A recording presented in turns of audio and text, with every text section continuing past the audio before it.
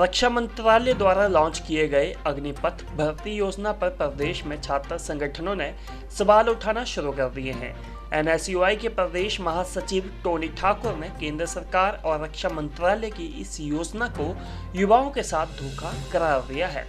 गौरतलब है कि रक्षा मंत्रालय की तरफ से अग्निपथ भर्ती योजना को लॉन्च किया गया है, जिसमें युवा 4 साल की अवधि के लिए सेना में शामिल होंगे और देश की सेवा करेंगे।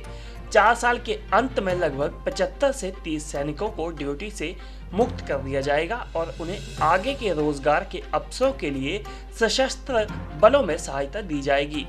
भर्ती किए गए केवल 25% जवानों को 4 साल बाद भी मौका मिलेगा, लेकिन यह तब संभव होगा जब सेना भर्ती निकली होगी।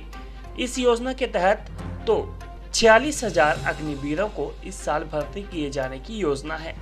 आज ही कुछ देर पहले जो अग्निपथ टूर ऑफ ड्यूटी कार्यक्रम केंद्र सरकार के द्वारा भारत देश में लागू करने की बात कही गई है। देखिए, ये युवाओं के साथ एक सरासर धोखा है। जैसे कि इसका नाम है अग्निपथ, ये युवाओं को अग्नि में झोंकने का काम कर रहा है।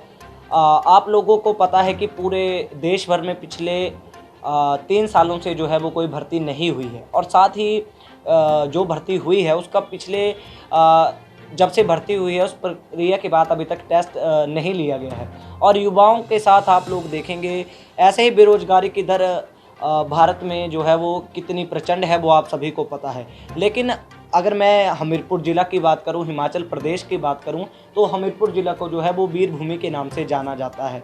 और यहाँ के अधिकतर लोग जो हैं, युवा जो हैं, वो भर्ती को, सेना को जो है अपना प्रोफेशन जो है वो चुनते हैं। और अगर उनके साथ इस तरह का व्यवहार सरकार लागू करती है, इस तरह के निर्णय लेती है, और इस अग्निपथ जो कार्यक्रम है इसमें ये भी कहा गया है कि जो 80% जो रंगरूट्स होंगे, इसके बाद जो सेना में भर्ती होंगे, उनको जो है वो सेवानिवृत्त कर दिया जाएगा, और केवल 20% जो जवान होंगे उनको आगे सेवा में विस्तार दिया जाएगा।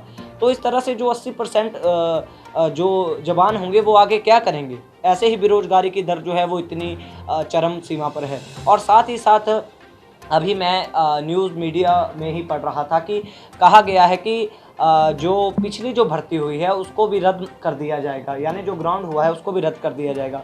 तो ऐसे में जो युवा आस लगाए बैठे थे पिछले इतने दिनों से, जो भर्ती हुए थे, उन लोगों के जीवन के साथ तो ये खिलवाड़ हो जाएगा। और साथ ही जिनकी जो ये भर्ती अंतिम थी, लास्ट थी, जो ओवरेज हो गया, उनका क्या होगा? तो सरकार को इस ओर ध्यान देना होगा। और युवाओं के साथ यदि किसी भी प्रकार का खिलवाड़ सरकार करती है तो मैं आपके माध्यम से ये सरकार को चेताना चाहता हूँ कि हम लोग जो है एनएसयूआई के बैनर तले एक कड़ा आंदोलन खड़ा करेंगे। धन्यवाद।